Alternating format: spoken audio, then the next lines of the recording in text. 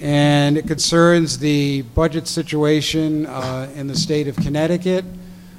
Despite the fact that Connecticut has among the highest tax rates in the country, though we've seen significant reductions in the staffing of state workers, it seems we continually have one budget crisis to the next. So, if you were elected, what ideas, what changes in structure of government, what revenue-generating proposals might you bring to Hartford to try to address what seems to be a consistent fiscal problem here in Connecticut? Thank you. Before we get started, I was hoping that we could all take just a few moments for respect for Dudley Wheeler, who was the last four-letter person here in Stonington. He's a longtime Stonington resident. He was actively involved in politics, and he just passed away this past weekend. So I wanted to, out of respect to his family and Stonington RTC, have a few moments for Dudley.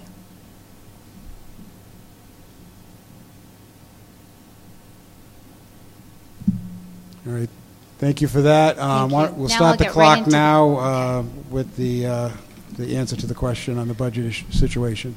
Well, everybody knows that we are in a chronic financial crisis in the state of Connecticut. And I believe that that is the result of one-party rule and the policies that we've seen in Hartford. I have many ideas on what we can do to decrease the chronic budget deficit that we have. We're looking at a $2 billion deficit already going into next year. The first thing that I would do is institute GAP. That's something that the governor ran on in 2010 and did not institute. We are required as municipalities to follow it, businesses need to follow it, and it will give you a clear and transparent landscape of where we truly are financially. We constantly hear about the deficit and the number is always changing. The second thing that I would do is release the $2 billion of tax credits we have for businesses that are sitting being hostaged. If those were released, businesses could invest in their capital expenditures, and that would create tens of thousands of jobs. Thank you. You have 90 seconds, Mr. Bowles. I would just like to thank the Day, the League, and the Eastern Chamber of Commerce for the opportunity to be part of this debate, and thank you very much for that. It is very clear that we do have a broken tax system in Hartford. And I have made very specific proposals regarding what we can do. The first thought and first proposal that I have is let's begin with the legislature itself. I have called for now 2 years, when I was running for re-election as state representative, for a bipartisan legislative commission to take a look at Article 3 of the Constitution. And what I'm proposing, and again, bring Republicans and Democrats, both the Senate and House, to the same table, together with other stakeholders, to take a look at a couple of things. First of all, the idea of running every 2 years is just insane. I'm proposing that we increase the terms for legislators from 2 to 4 years. We are spending all our time and a lot of money campaigning constantly.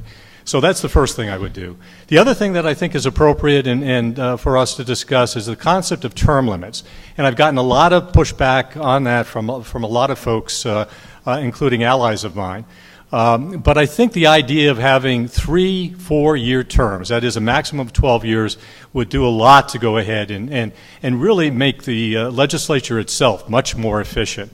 And then the other thing I'm proposing is that, and I've done this for 2 years, is proposing that we reduce the state legislature, the House of Representatives, from 151 to 108. That's a 30% reduction, so that we have 3 state representatives to every state Senate district. Thank you.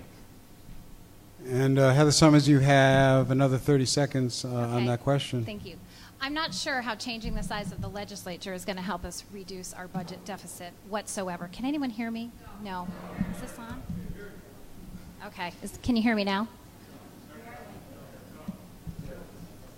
Yeah. How about now? There you go. I guess we have to keep it right up to our mouth. Kiss the microphone. Okay. I'm not sure how changing the size of the legislature and increasing term limits is going to help our budget deficit, quite frankly. I think we need to change the business climate and the way we do business here in Connecticut to change the deficit. If we do not institute policies that create job growth and create growth in general, we're never going to get out of our financial crisis. As far as it costing money, that's because we have a citizens election program here. And I would avow, get rid of the citizens election program. Term limits are at the ballot box. I've won at the ballot box. I've lost at the ballot box. That's your term limits. And Mr. Bowles, if you could expand on that. Ms. Summers' questions, how does term limits have anything to do with fixing the fiscal problem?